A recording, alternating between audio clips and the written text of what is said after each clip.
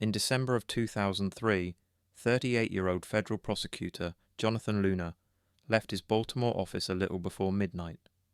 He didn't tell anyone where he was going, he didn't take his cell phone, and he left behind a stack of unfinished work.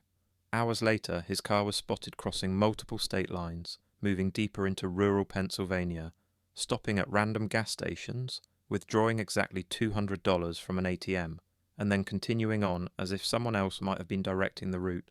When the car was finally discovered the next morning, it was lodged nose down in a shallow creek, the engine still running, blood soaking the interior, and Luna himself lying face down in the icy water.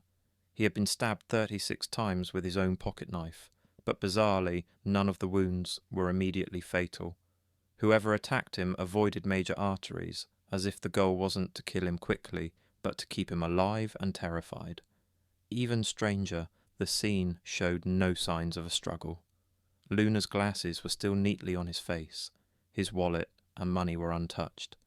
His FBI badge was lying on the ground beside him, and the creek itself was only a few inches deep, far too shallow to drown an adult man unless he was already incapacitated.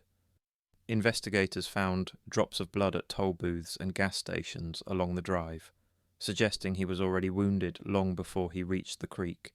Yet somehow he kept moving, paying tolls, swiping cards, leaving a breadcrumb trail that looked almost staged. The autopsy ruled it a homicide, but the FBI pushed toward an accidental death narrative, implying he stabbed himself dozens of times and collapsed into the water, something medical experts called physically impossible. But here's where it gets darker. Luna was working on a high-stakes federal heroin case involving informants, gangs, and missing money. Thousands of dollars had vanished from an evidence room, and rumours swirled that someone wanted him silenced before he could reveal what he knew. Others believe he was lured out of his office by someone he trusted, wounded to keep him compliant, and then finished off in a remote area to avoid witnesses. To this day, no suspect has ever been named, no motive confirmed, and the FBI still refuses to classify the case as a homicide. One of their own prosecutors died violently, mysteriously, on a freezing December night, and somehow, 2 decades later, the truth is still locked away in the dark.